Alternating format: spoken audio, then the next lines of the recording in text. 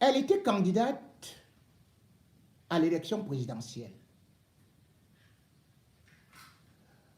Avec son calme et sa prestance, elle avait fière allure.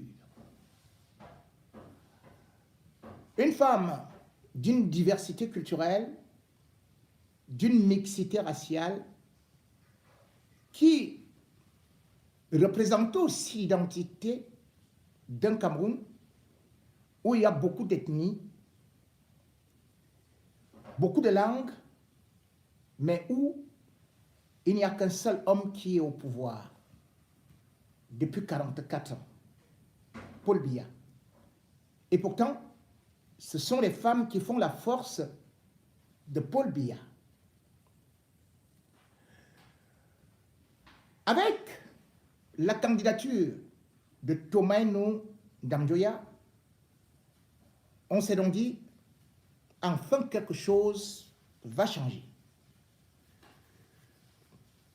Enfin, on aura de la fraîcheur sur le marché politique qui nous propose le même visage depuis 4 voire 5 décennies. Oui, il y avait un intérêt pour elle. Et d'ailleurs, autour d'elle, elle avait commencé à former, à réunir des hommes. Elle était cette femme de fer qui représentait justement la tête de proue de l'opposition. Dans ses bureaux, à la montée en rouge, elle tenait d'ailleurs tête aux autorités de Yaoundé qui voulaient refuser la tenue d'une réunion qu'elle avait convoquée avec Maurice Kamto, Cabral Libi et bien d'autres opposants qui devaient être là pour essayer de s'arrimer, d'affûter les armes et surtout de combattre aussi le code électoral avant même l'élection présidentielle. Elle fut surtout remarquée le 20 mai. Le 20 mai, lorsque, au milieu des hommes, au milieu de la sécurité, là où les gens ont peur de toucher au dieu Biya, elle l'interpella en lui demandant, Monsieur le Président, nous vous avons envoyé un document de proposition de révision du code électoral. Biya s'était arrêté et avait d'ailleurs eu à balbutier jusqu'à dire qu'il n'avait pas reçu ce document. Il avait d'ailleurs indiqué à ses proches collaborateurs de prendre note et de le lui faire tenir. On avait donc applaudi, et moi en tête, que voilà une femme qui tient tête à Paul Biya, qui ne courbe pas son échine, qui est droite, qui le regarde droit dans les yeux et qui parle, qui dénonce, qui revendique. Tomaino Damjoya avait donc directement eu à dompter les cœurs de beaucoup d'hommes, sans parti politique, sans ethnie, sans frontières. Elle représentait une autre opportunité. Après le décès de son mari, dont elle avait hérité le trône. Après cela, l'élimination de Maurice Kamto qui a déstabilisé l'opposition. On a donc vu Madame Tomaino Damjoya reprendre le flambeau. Et où? À Fumbani, là où tout avait commencé pour la formation même de ce qui deviendra la République fédérale du Cameroun. Là où on avait jeté les bases. La ville historique, Fumbani, venait de voir sa reine, venait de voir une femme leader capable, pourquoi pas de diriger le pays, à défaut de réunir l'opposition. Elle convoqua donc les leaders de l'opposition à Fumban, parmi lesquels Akeremouna, déjà candidat à l'élection présidentielle de 2019. Et au milieu de ces coqs, c'est elle, comme maman poule, qui était devenue porte-parole, qui avait la crête sur la tête et qui parlait au nom de cette coalition en formation. Et à la sortie de cette réunion, elle nous avait jeté une belle galette sucrée, une bonne promesse que quoi qu'il advienne, la réunion de Fumban n'accouchera pas d'une souris, mais de vraies propositions et d'un leader.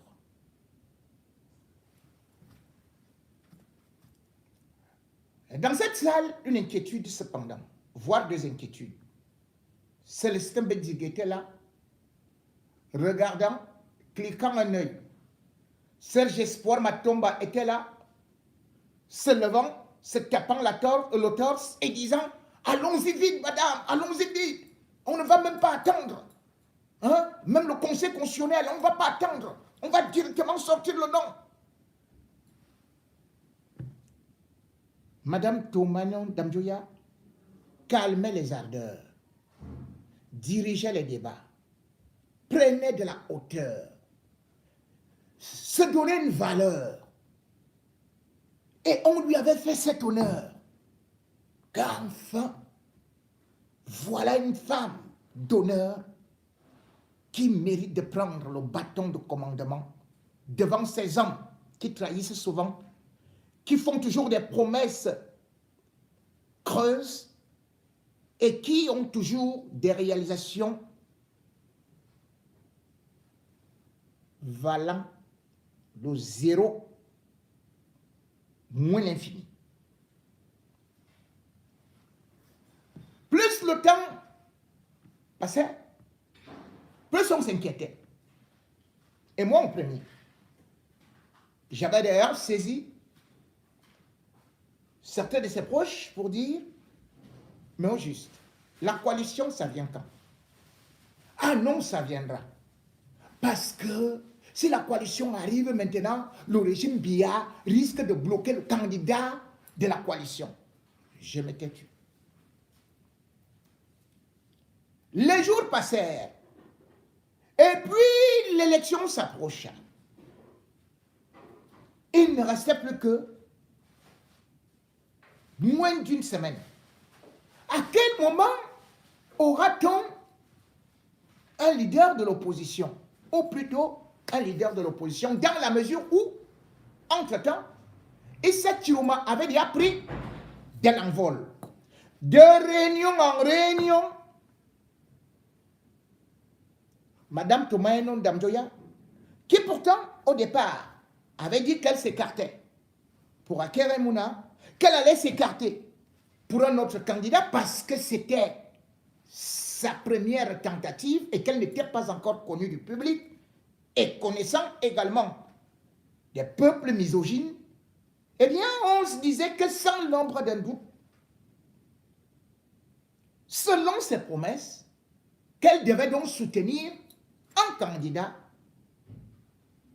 après avoir eu à nous chanter coalition, qui finalement a échoué. Madame Toumanian est allée à l'élection. Pourtant, nous étions convaincus qu'elle n'allait pas participer à la dispersion des voix telles que Joshua aussi, les Matomba, les Cabra Libi et compagnie. C'est exactement la même voix qu'elle a eue à prendre. Alors qu'elle était convaincue qu'elle ne pourra même pas atteindre 3%. Elle était convaincue, même par les sondages.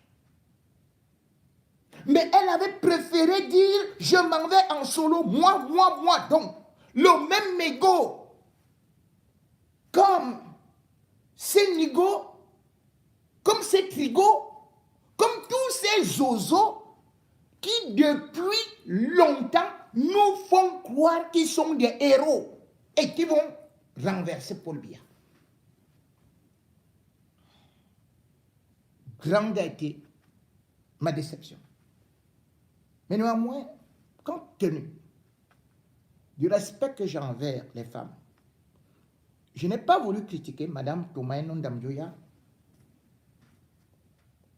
vertement et ouvertement, mais j'ai quand même exprimé mon mécontentement, ma déception auprès de ses bras séculiers.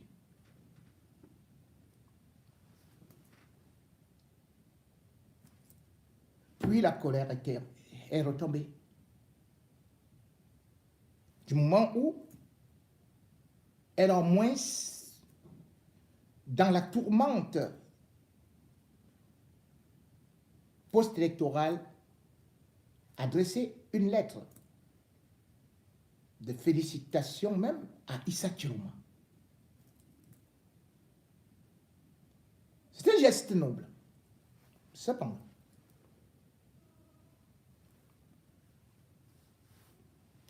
des événements sont survenus dans notre pays. Plusieurs. Les sorties ont été molles. Pas vraiment à la hauteur de cette femme que je voyais comme une dame de fer. Bien plus. Est arrivé un grand scandale.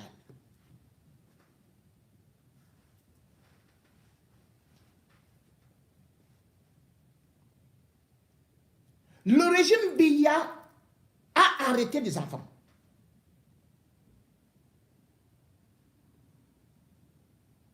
Des opposants, soi-disant qu'ils auraient défilé.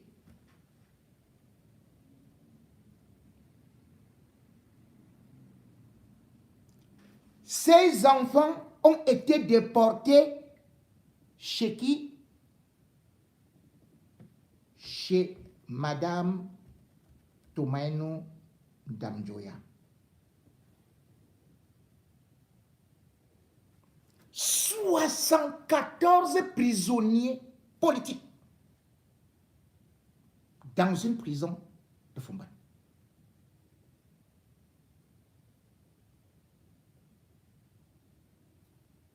Les plus âgés, le plus âgé à 25 ans.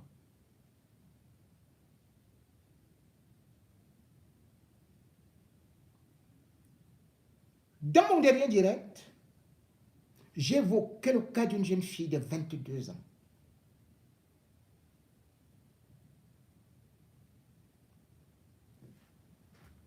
Dont l'appareil génital était en état de putréfaction. À quelques mètres de la maison de Tomaino Ndamjoya. J'ai donné cette alerte. Et pas seulement que moi, puisque ces prisonniers sont là-bas depuis.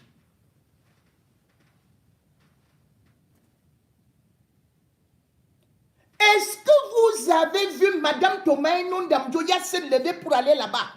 Nous sommes à la journée internationale de la femme qui est passée. Madame Tomaino Ndamjoya pouvait au moins faire une sortie pour décrier les conditions de détention de cette jeune fille ou de ces jeunes filles et même des enfants et d'autres femmes qui sont dans des prisons. Et surtout, c'est chez elles. C'est chez elles. c'est chez Madame Thomas et non Damjoya. Aucune action a-t-elle même eu à parler de ces bébés dont des ONG venant d'autres pays viennent dénoncer au Cameroun. Ces bébés qui sont détenus dans des prisons. On nous eaux. Ces deux filles, et j'ai donné leur identité,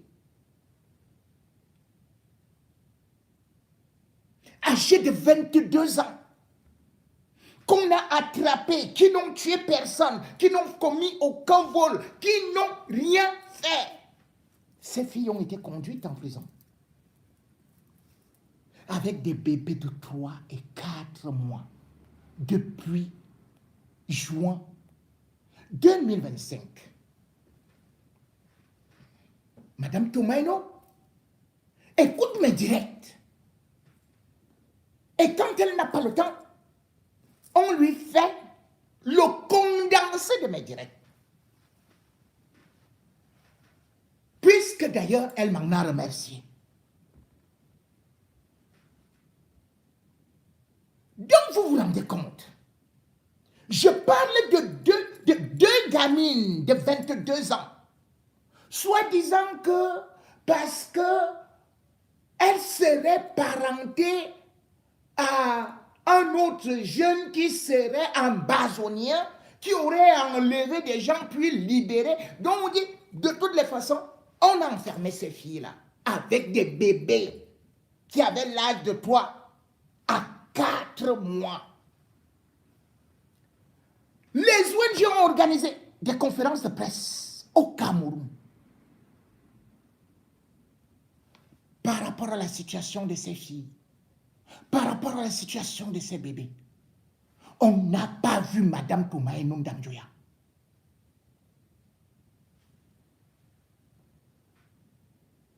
Voilà des filles qui pourrissent là-bas, dans la prison, à côté de sa maison.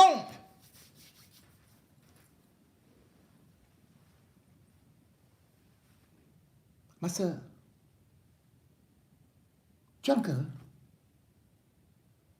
C'est avec ça que tu voulais être présidente de la République. Si tu ne parviens même pas à voir ce qui se passe dans ta rue d'à côté, dans la prison qui est chez toi, là où Biya fait la déportation. Le noble pays Bamoun, le noble royaume Bamoun. Peux-tu le représenter? Oui, tu vas dire que ce sont les prisonniers politiques des autres partis politiques. Ah tiens. Mais tu veux diriger tout le pays, n'est-ce pas? Pas avec les militants de l'UDC. Puisque même l'UDC, là-bas dans le monde est divisé. Avec le RDPC, dont vous faites la guerre. Les militants dont tu as donc besoin, puisque regarde ton score ridicule. Ce sont les Camerounais. Parce qu'un Camerounais n'est pas avec un écriteau sur son front. MRC,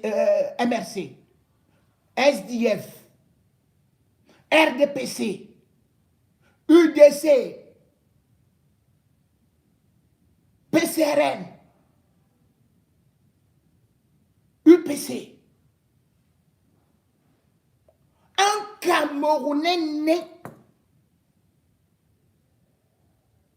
avec sa liberté de choisir un parti politique. Et un parti politique ne peut pas seulement concerner un village, une ethnie.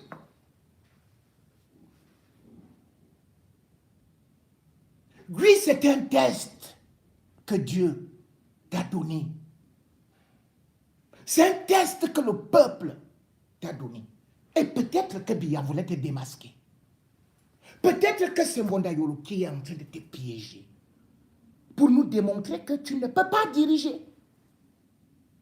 que tu ne peux pas te préoccuper de ce qui se passe dans la société, y compris des problèmes de la femme, de la jeune fille, des prisonniers politiques. Es-tu parti avec des présents donnés à ces gens-là? Je vous prends, ma chère sœur, l'exemple du MRC,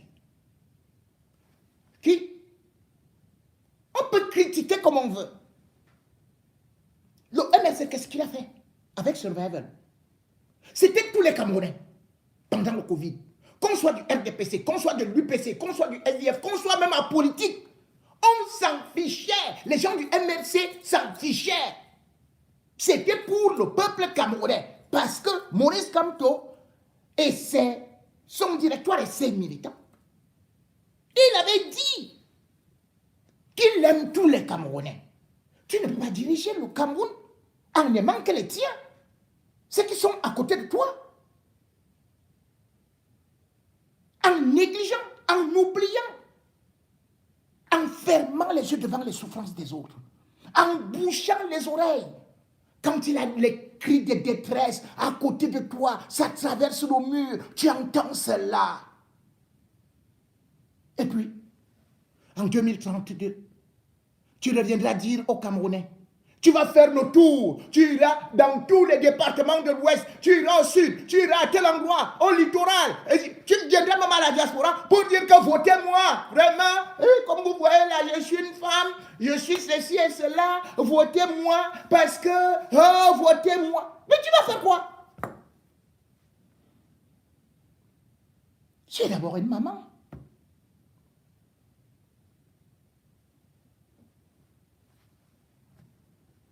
Mais tu as raté ton rôle de maman. Parce que ces filles, ce sont tes enfants. Mais tu as bouché les tympans. Malgré les cris stridents.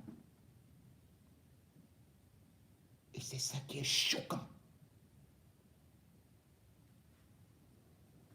Puis, c'est dans ta région que ça se passe. Qu'ils soient militants du MRC, PCRM ou de n'importe quel parti. Ça aurait été une bonne occasion pour toi de les récupérer. Peut-être qu'ils auraient dit, en sortant de là, puisque le régime Biya a déjà peut-être bloqué comme tout demain ou après-demain, on ne sait jamais ce qui va se passer. Est-ce qu'on ne peut pas confier aussi notre avenir à une femme? Mais voilà la journée, le 8 mars, dédiée pour les droits des femmes. Mais tu as laissé des femmes se faire écraser par des hors-la-loi.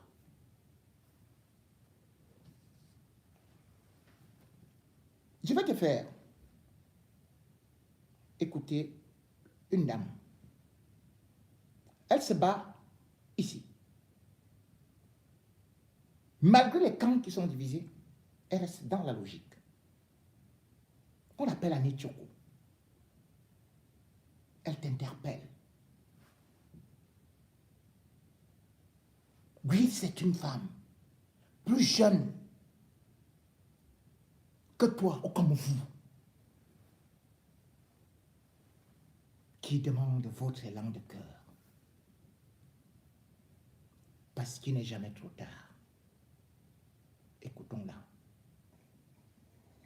Bonjour à tous. Je fais cette vidéo pour parler à Tomaino Ndamjoya. Cher Tomaino Ndamjoya, femme politique, président de l'UDC, résident à Fumban. Est-ce que tu sais ce qui est en train de se passer à Fumban actuellement, Tomaino Ndamjoya? Est-ce que tu sais ce que les prisonniers politiques sont en train de vivre actuellement à Fumban? Est-ce que tu es au courant? S'il vous plaît, partagez cette vidéo, que cela arrive chez elle. S'il vous plaît, taguez-la dans cette vidéo. On vous a vu ici, madame, chère femme politique camerounaise, lors de la campagne. Promettre ci, promettre ça, je vais faire ça, je vais faire ça. Aujourd'hui, les prisonniers sont en train d'être torturés dans votre ville de résidence. Les prisonniers politiques de la crise post-électorale sont en train d'être torturés dans votre ville de résidence. Vous êtes là, silence de cimetière. Vous ne voulez pas avoir les problèmes avec le régime. Entre-temps, certains jeunes qui sont en prison aujourd'hui ont été avec vous, ont travaillé dans votre équipe de campagne. Ces jeunes sont en prison aujourd'hui, privés de tout. De l'eau, ils n'ont pas. Les soins de santé, ils n'ont pas. Actuellement, je vous parle. Une jeune fille est en train de mourir à cause des infections. Parce que les conditions de détention s'apparentent à la torture dans ces prisons. Cette jeune fille est en train de mourir. Elle est privée de soins. Elle ne peut pas aller se soigner à Bafoussam. Toumani Ndamjoya, vous êtes une femme. Vous êtes une femme. On est là en train de célébrer le 8 mars. Vous allez donner les pagnes aux femmes qui vont aller. Incapables de défendre les droits des femmes. Vous êtes incapables de défendre ces jeunes-là qui sont sortis parce qu'ils voulaient une transparence électorale. Sous vos yeux, ils sont torturés, privés de tout. Toumani Ndamjoya, s'il vous plaît, faites quelque chose. Parlez, défendez ces jeunes-là. Défendez-les. C'est de la dignité humaine, s'il vous plaît. Défendez-les.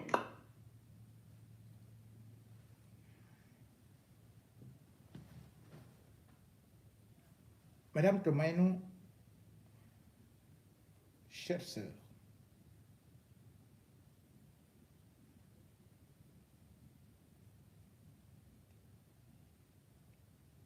qui n'est pas avec le peuple est contre le peuple.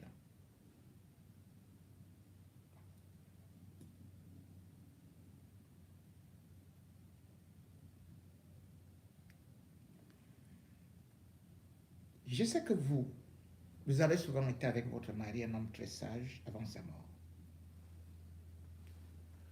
Celui qui est le vrai fondateur de l'IRIC, puisque c'est Ayedjo qui l'avait désigné. Donc, il n'a fait que former des diplomates. Et en diplomatie, je sais bien ce que vous appelez, je sais bien que vous savez ce qu'on appelle le droit humanitaire. Quand dans ton village, ton département, ton royaume, là où tu es maire, maintenant c'est tu que j'utilise. C'est toi qui es maire de cette ville.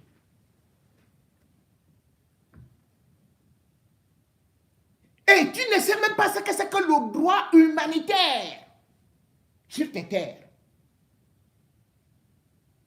par rapport à ces prisonniers.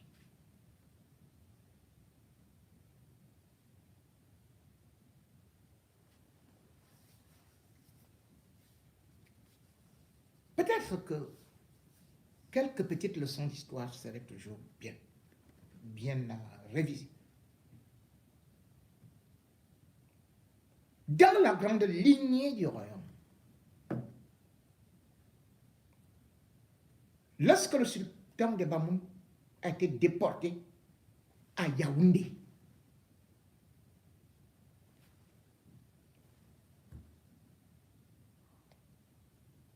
le chef des Bétis, Debnu, comme on les appelle, c'était à Charles Atangana, N'Djama. Il avait dit, vous ne pouvez pas, sur mon territoire, aller porter un roi.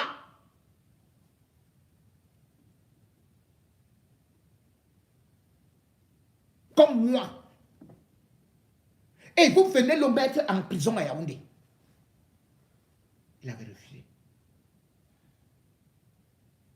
Il a plutôt eu à l'accueillir en disant, et ils ont dit que c'était non, c'était une fuite qu'il avait fui, qu'il était parti se réfugier. Mais c'est Charles Atangana qu'il l'avait reçu avec dignité, en vertu du droit humanitaire.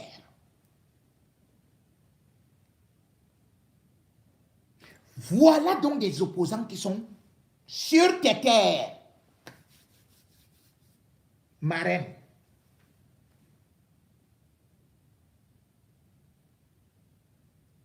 Tu fais comme Paul Biya. Tu restes dans ta belle maison. Tu ne descends pas voir les prisonniers. Tu ne vas pas voir tes potentiels électeurs, les souffreteurs et autres. Marraine, ces gens-là ne sont pas des simples opposants. Ce sont des Camerounais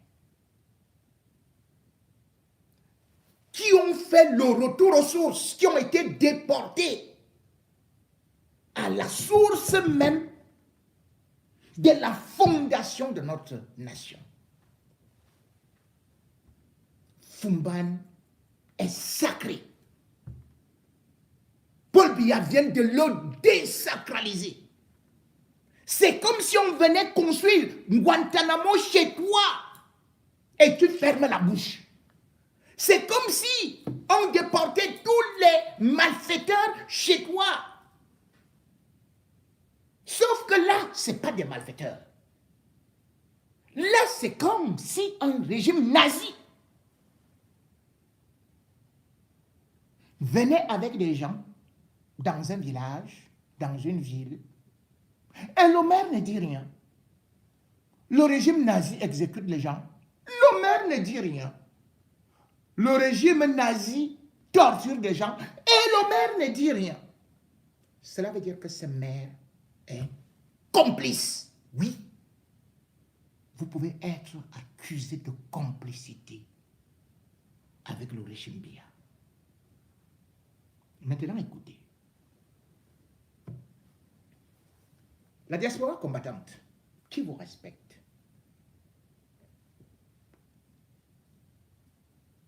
fait ce qu'on appelle un rappel à l'ordre pour dénoncer cette situation. Quand on parle de diaspora combattante, c'est un groupement de beaucoup d'associations, de toutes les ethnies, de toutes les tribus et de toutes les couleurs politiques. Je vais donc vous lire leur message qui vous a adressé.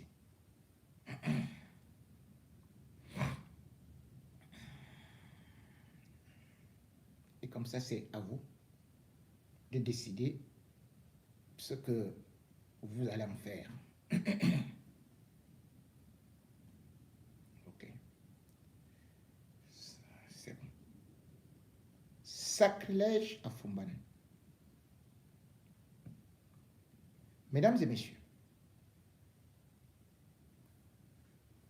nous vous avions promis de vous faire découvrir l'enfer carcéral au Cameroun, en rapport avec la crise post-électorale et son flot d'arrestations arbitraires et emprisonnements politiques qui en ont découlé. Avant de quitter la ville de Fumban pour migrer sur d'autres cieux carcéraux, permettez que nous fassions une petite escale au Palais Royal, qui est supposé abriter le 20e sultan de Bamoun, à savoir Sa Majesté Nabil Mbombo Nduya. Vous voyez, on vous a déjà écarté.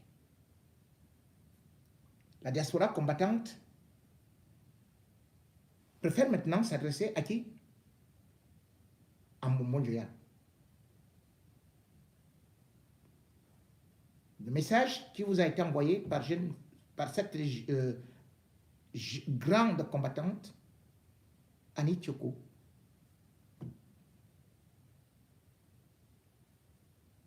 est issu de la voix de plusieurs femmes de la diaspora.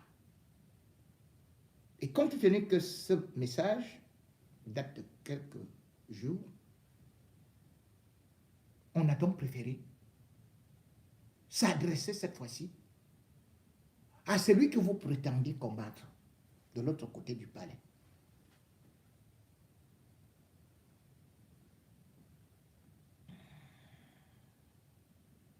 Successeur en 2021 du sultan Ibrahim Bombon-Joya, lui-même digne fils et successeur en 1992 du sultan roi Djimolo Sédou, c'est lui même qui a œuvré à travers la conférence constitutionnelle de Fumban du 17 au 21 juillet 1961 pour la construction de l'État fédéral afin d'arrimer le Cameroun au processus de développement moderne. Le sol sacré de Fumban qui est entré dans l'histoire comme étant cette terre d'accueil, de paix et d'unité.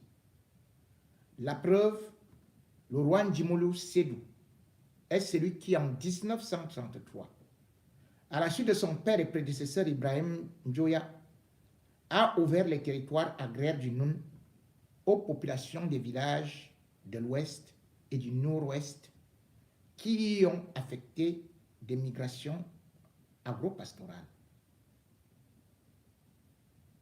Ceci démontrant le caractère fédérateur et hospitalier qui a toujours été un sacro-saint principe du royaume Bamoun.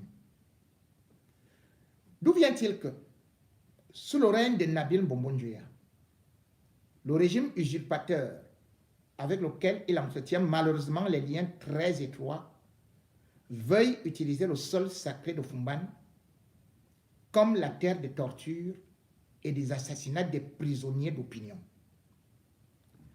C'est pour cette raison que la diaspora combattante pour le changement a décidé de jeter un coup d'œil sur ce palais royal pour bien s'assurer qu'il y a bel et bien un monarque qui y règne et si possible, lui poser la question de savoir s'il est bien au courant de ces crimes de torture qui prévalent sur son sol et si possible savoir si tous ces crimes contre l'humanité font partie des valeurs sociétales inculquées ou prescrites par ses devanciers.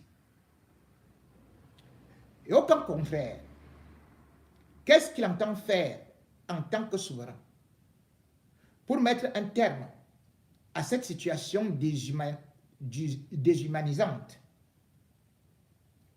qui prévaut à l'heure actuelle dans la prison politique nichée dans son royaume? Certes, le régime Biya sera comptable le moment venu de tous ces crimes.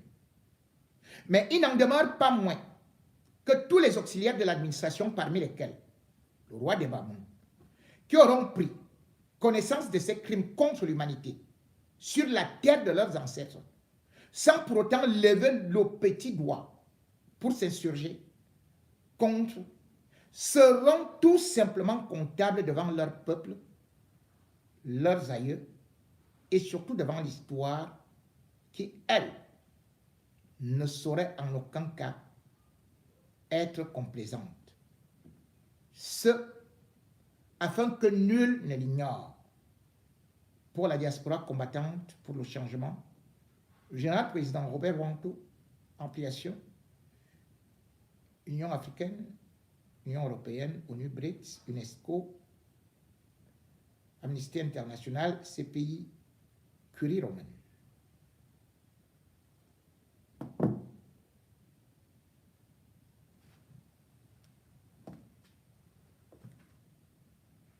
Madame Tomaino, je vous salue donc. Avant d'arriver au palais, il faut monter les escaliers. Et ces escaliers passent par vos œuvres que vous ferez dans la société.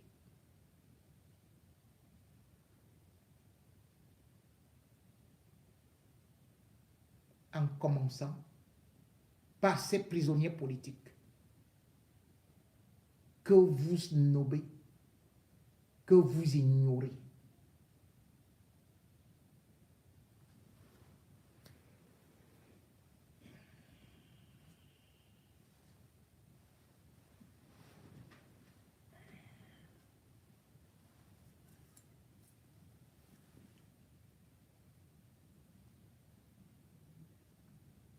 on ne peut pas devenir président en ne comptant que sur sa communauté. Surtout lorsqu'on fait partie des minorités, on devrait toujours chercher à être avec d'autres communautés, à séduire d'autres communautés, à faire union avec d'autres communautés. Et d'ailleurs, c'est une règle pour une nation, même si sa communauté est majoritaire. On finit toujours par y introduire des minorités lorsqu'il faut former un gouvernement. Ça, c'est pour l'équilibre de la société. S'il y a donc un déséquilibre que nous devons reconnaître, c'est que le régime Biya a un mépris viscéral envers les Bamoun, le peuple Bamoun. Combien de ministres sont dans le régime Biya étant Bamoun?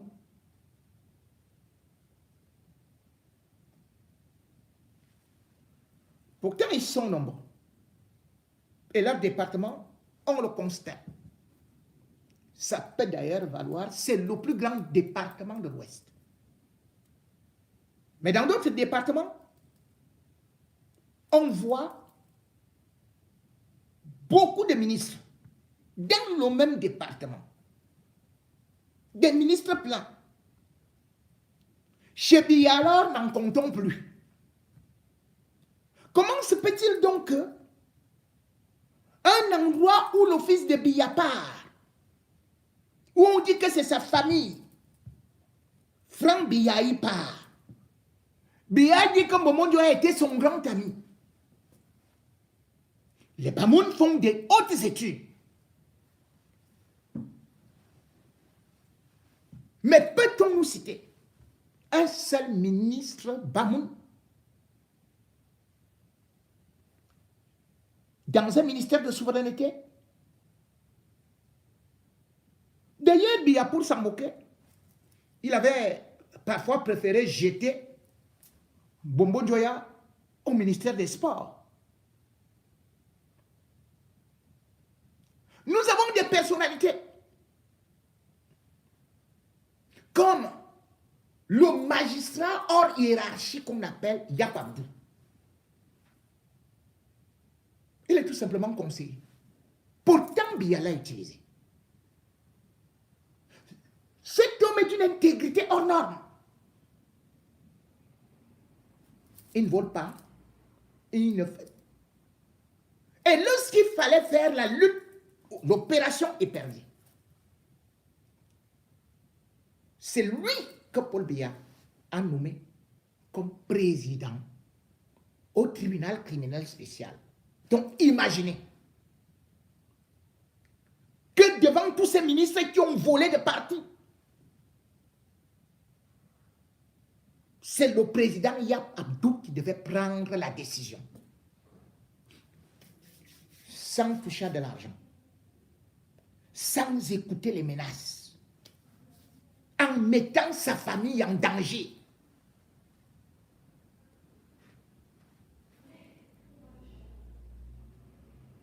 On se serait même attendu à ce qu'il soit promu ministre dans cette république de Biya là.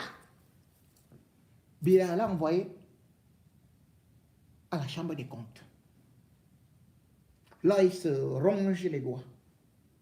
Il écrit, on lui dit qu'allez, voici le truc pour le Covid, lui aussi, la chambre des comptes, et puis et tout. Il n'y a rien là-bas. Il donne ça, on prend ça, on jette dans les tiroirs. Combien de Bamoun je connais, sont enseignants d'université à travers le monde. Il y a même mon petit frère là, l'Aziz Njari, il est aux États-Unis. Combien même dans le RDPC?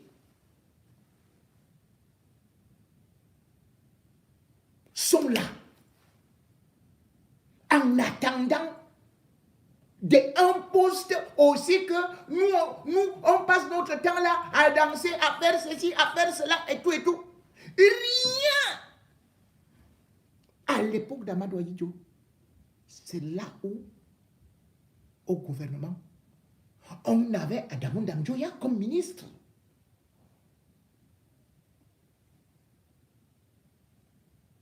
Et il était d'une rectitude morale.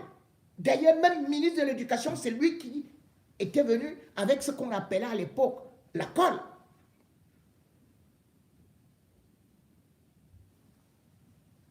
Mais regardez,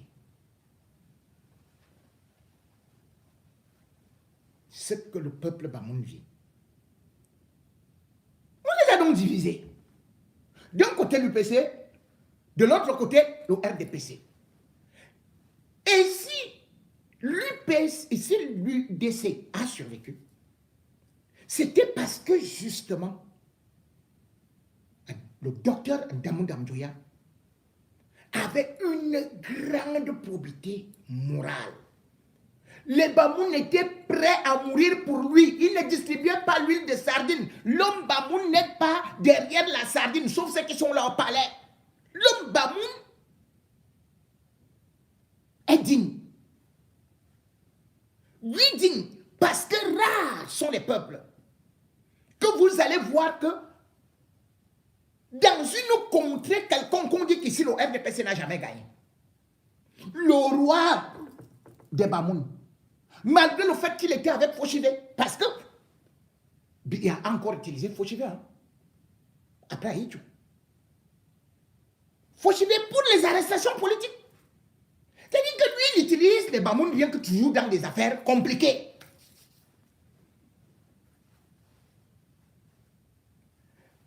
Mais comme je disais donc, malgré toutes ces affaires compliquées, on devrait avoir des hautes responsabilités. Ce sont ces hautes responsabilités que, comme j'ai dit, l'homme Bamoun, lui, a préféré dire nous restons dans l'UDC, nous surveillons nos voix, quitte à bagarrer, batailler.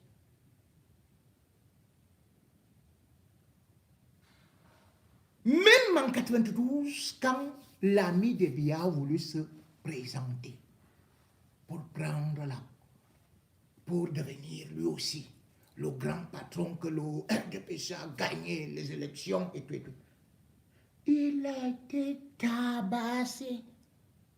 Même Fauchivé, malgré le fait qu'on voulait faire ceci et cela, ils n'ont pas pu. L'UDC est donc majoritaire dans le monde. L'UDC a damé le pion et a même montré comment est-ce qu'on peut déloger le RDPC.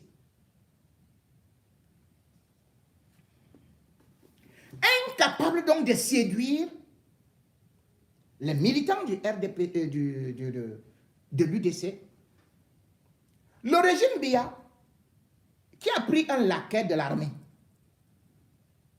parce que c'est lui qu'on appelle le roi là. Vraiment, excusez-moi, hein.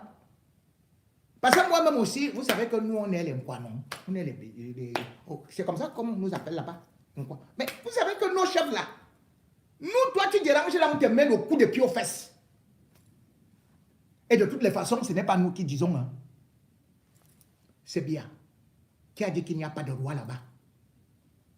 C'est Biya lui-même qui a dit que vous êtes les chefs de... que c'est un chef ou de premier degré, ou de deuxième degré, ou de troisième degré, ou de... C'est Atangandji, c'est-à-dire que Atangandji est le patron de votre roi. Le sous-préfet est le patron de votre roi. Je ne parle pas du préfet, hein. Je ne parle pas du gouverneur. Hein. Qui sont les patrons des patrons des patrons? C'est-à-dire que le sous-préfet peut décider l'arrestation de votre roi. Mais ce qui est étonnant, c'est ce que le roi-là, il a d'autres milices qui sont là pour terroriser les populations. Si ce n'est pas un autre roi qui sont en train d'aller vouloir humilier, comme à Maga, c'est même parfois les militants de l'UDC qui sont devenus aujourd'hui leur gibier. Ils ont des ports d'armes. Et aujourd'hui, il y a un qui règne là-bas. Il se tape la poitrine qu'il se surnomme, que son sobriquet, c'est le colonel Jouet les 1000 Banqui. Donc, lui, il s'appelle, tout le monde le sait, toutes les autorités le savent, qui a un type qui vit là-bas, qui commet des exactions, qui est armé, qui sort son pistolet, son PA. Et il te dit, moi je suis le colonel Banqui. Le colonel Banqui, ce n'est pas le vrai colonel Banqui que vous connaissez là. Lui, il est parti en retraite. Mais le faux colonel Banqui, lui, il fait donc tout ce qui peut être très très grave pour non seulement créer la panique, mais beaucoup plus curieux encore, c'est que cet individu, il te dit, tu dois désormais chanter les louanges de Paul Biya, qui est le Dieu. Vous avez vu ça une fois là, c'était l'armée qui prenait des gens. À l'époque, quand on avait arrêté Maman Pilon avec ses enfants, on disait, chante ici. Paul Biya, notre président, père de la nation. Paul Biya, toujours chaud, gars, chaud. C'est ce que Banqui, c'est un civil. Mais c'est ce que lui fait là-bas.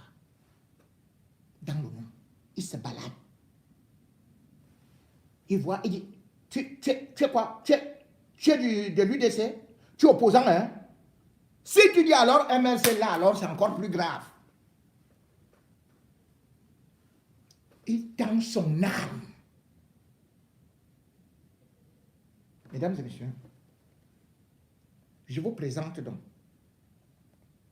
le Banqui du royaume Bamoun, le shérif la Tangandji, qui se balade et qui peut tirer sur tout ce qui bouge, si jamais vous avez commis l'erreur d'être mécréant, parce que les mécréants, pour lui, ce sont les opposants.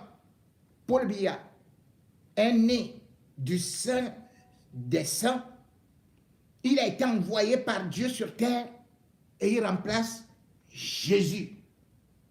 Peut-être même pour ne pas blasphémer, celui-là prend Paul Biya comme un nouveau prophète qui est venu remplacer le vrai prophète.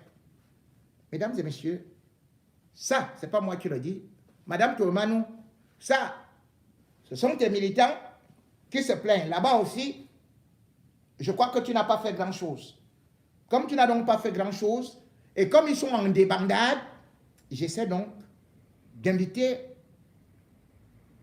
mes followers, le peuple, la communauté nationale dont et internationale, à écouter ce témoignage. Bonjour à tous les membres de la radio des Joutes. Bonjour à tous les compatriotes résidant au Cameroun et ailleurs. Je suis Amadou Ayijo Monchili. Je réside à 122 Falcon Crest Place à Njissé Parfouman. Je suis secrétaire départemental du comité mixte non-NG de l'Union démocratique du Cameroun. Et je vous approche ce matin pour vous faire part de notre situation ici dans le NON, comme militant de l'Union démocratique du Cameroun, comme opposant au régime en place. Rappelons-nous que l'Union démocratique du Cameroun est un parti politique légalisé et représenté à l'Assemblée nationale, représenté au Conseil régional de l'Ouest et gouvernant au moins 6 mairies de la République du Cameroun. Nous ne sommes plus en sécurité dans les noms.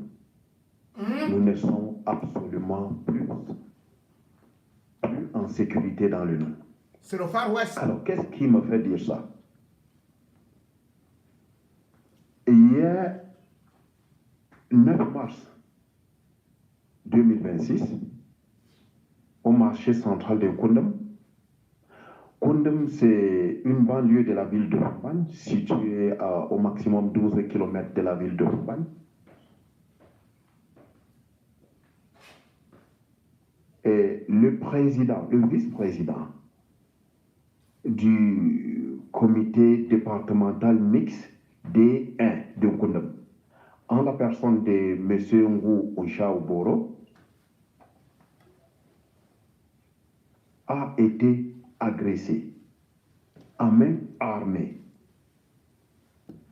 par un militant du RDPC, Zu et Coutume Bamoun, Bétouman, société civile, parce que ici dans le nom, tous ceux-là sont regroupés dans toute cette structure que je viens d'évoquer. Au nom de Njinka Zakariaou, alias Colonel Mbankui, qui serait Zagina. Zagina. Qu'est-ce que Zagina? Zagina, c'est le nom que dans la localité, on donne aux fémans, aux arnaqueurs, aux escrocs, ainsi de suite, ainsi de suite. Nul n'était la vigilance des personnes courageuses qui étaient autour de ces deux compatriotes, c'est-à-dire M. Bankui, armé, agresseur, de M. Yonchao Ngouboro,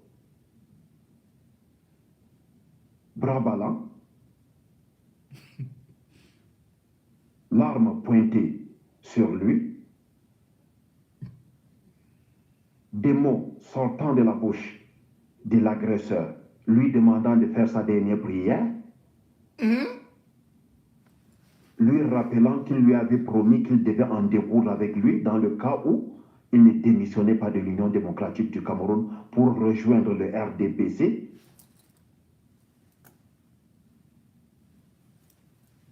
Ces courageux qui, par la force divine, ont subitement bondi sur le forcené et réussi à le déposséder du pistolet automatique, du revolver automatique, chargé et activé sans détonation. Vous vous imaginez? Vous vous imaginez? Alors, après avoir dépossédé le fameux, le tout-puissant Njinka Zakariaou, alias Mbankui, la foule furieuse a néanmoins gardé son calme en se rappelant des valeurs républicaines. Ils ont donc, de force, parce qu'ils ne voulaient pas se rendre à la chefferie, disant que le chef n'est rien, de force, M. Zakariaou Njinka a été amené avec son agressé et toute la foule à la chefferie de 3e degré de Manfu, qui se situe non loin du marché central de Koundam. C'est à la chefferie, enquête ouverte par le chef de 3e degré, que je salue dans sa procédure, que tout le monde s'est rendu compte que la nuit précédente, il y a eu un débat politique entre les deux dans le groupe WhatsApp politique de la localité. Et que M. Ngou Yushao Boro avait plus d'argumentaires que M. Njinka Zakariaou alias Mbankwe. Et que cette nuit-là, Njinka Zakariaou Mbankwe a enregistré des voices en langue vernaculaire, en langue bamoun. Disant quoi? Il menaçait Boro de mort si jamais il n'abandonnait pas l'UDC pour rejoindre le RDPC. Personne n'a pensé que ces menaces devaient se passer à l'action. Alors, le lendemain, comme d'habitude, M. Yushao s'est rendu dans son lieu de commerce ici à Fumban. Et autour de 10 heures, il était surpris par la visite imprévue de son co-débatteur d'hier nuit, qui est venu lui proliférer des insultes, tout en le sommant une fois de plus à démissionner de l'UDC pour rejoindre le RDPC. Dans le cas contraire, il va le tuer avec son arme. Alors, M. Boro n'a pas pris les menaces en considération parce qu'il se disait que c'est un débat et voilà, c'est argument contre argument. Qu'est-ce que l'arme vient faire dans le débat politique? Alors, après la fermeture de son commerce, M.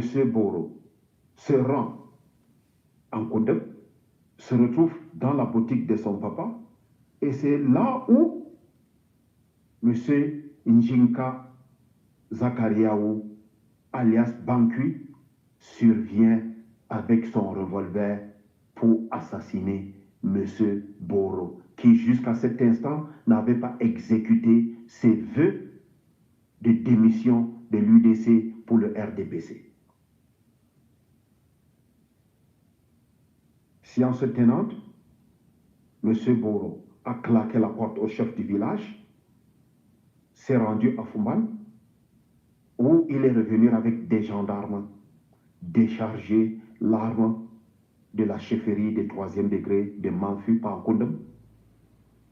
Et la suite de l'histoire, nous attendons.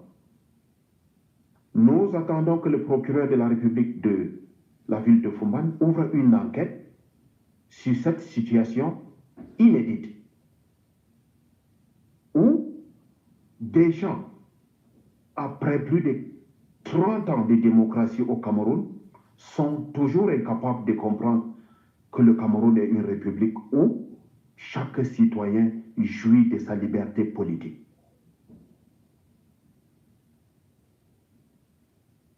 Nous interpellons à cet effet Monsieur le procureur de la ville de Fumban à ouvrir une enquête sur cette affaire.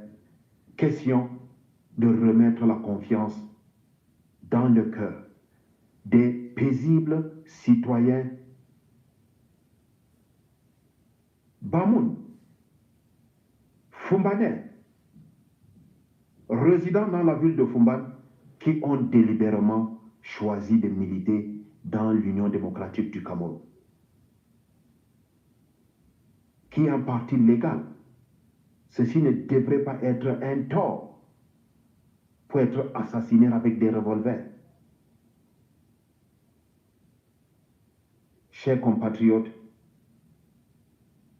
quand nous prenons la parole, c'est pour dénoncer une énième fois.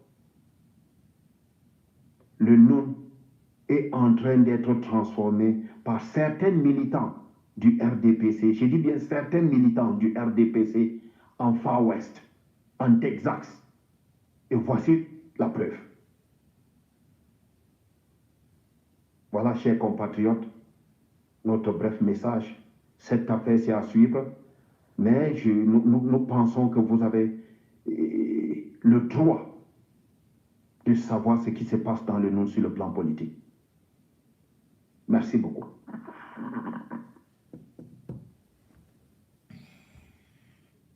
Le Cameroun, selon ce que vous suivez, est en train de se transformer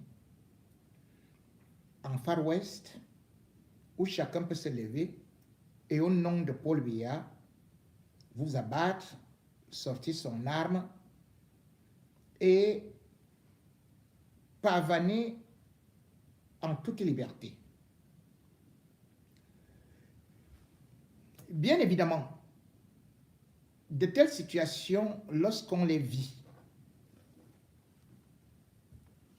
on comprend que notre pays, parfois, comme chacun se dit, est-ce que tu sais à qui tu as affaire? C'est parce qu'il n'y a pas de justice. Et parce que il suffit tout simplement d'arborer le pagne avec l'emblème en flamme pour aller mettre des flammes sur les maisons d'autrui, pour aller faire tout ce qui est interdit par la loi.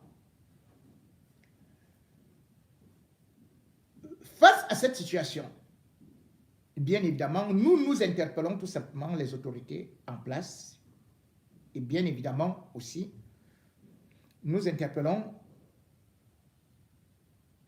Madame, ou plutôt nous interpellons, oui, Madame Tomaino Ndamjoya, de s'occuper donc, cette fois-ci, de ses militants.